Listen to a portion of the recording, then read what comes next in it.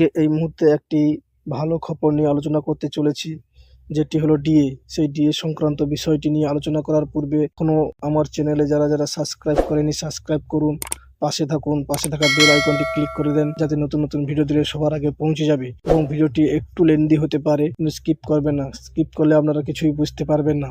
তাই ভিডিওটি বেশি আর কথা না বাড়িয়ে আলোচনা করতে চলেছি, দেখতে থাকুন ভিডিওটি।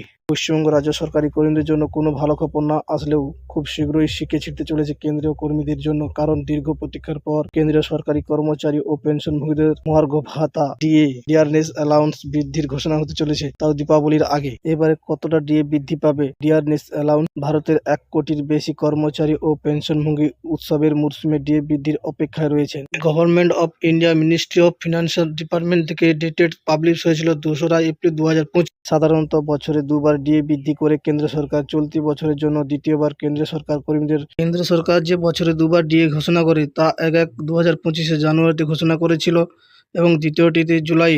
তা হাতে পেতে পারে সেপ্টেম্বরের শেষে বা অক্টোবরের প্রথমে। ডিএ বৃদ্ধি নিয়ে সুখবর আসতে পারে সেক্ষেত্রে দীপাবলির আগেই লক্ষ লক্ষ সরকারি কর্মচারীদের। তাই নয়, শিল্প শ্রমিকদের উপভোক্তা মূল্য সূচক CPI-IW এর উপর ভিত্তি করে ডিএ গণনা হয়। সাম্প্রতিক AICPI তথ্যের ভিত্তিতে বলা হচ্ছে আগামী জুলাই 2025 থেকে অন্তত 3% হারে ডিএ বাড়তে চলেছে। উল্লেখ্য, এবারে নতুন ডিএ হার 1 জুলাই থেকে প্রযোজ্য হবে। সাধারণত সেপ্টেম্বর বা অক্টোবর ঘোষণা করা হয় ডিএ। কর্মীরা জুলাই, আগস্ট এবং সেপ্টেম্বরে বকেয়া বেতনে হাতে পান। ডিএ 55 থেকে বেড়ে 58 পৌঁছাতে পারে।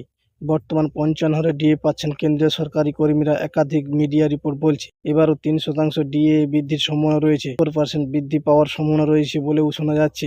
অক্টোবর মাসে কেন্দ্রীয় মন্ত্রিসভার বৈঠকে হওয়ার সম্ভাবনা রয়েছে। সেই বৈঠক থেকে ডিএ বৃদ্ধি আনুষ্ঠানিক ঘোষণা হতে পারে বলে মনে করা হচ্ছে। উল্লেখ্য, এর আগের বছর শুরুতে মাত্র 2% হারে ডিএ বৃদ্ধি পেয়েছিল। সেই সময় ডিএ 53% থেকে বেড়ে 55 হয়, যা নিয়ে কিছুটা হতাশ ছিলেন কেন্দ্রীয় সরকারি কর্মীরা।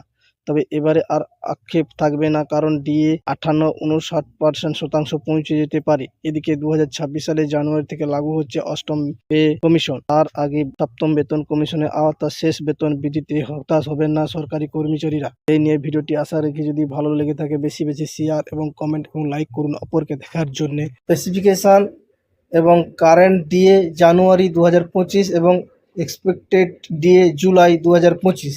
ডিএ পার্সেন্টেজ 55% এবং 58%।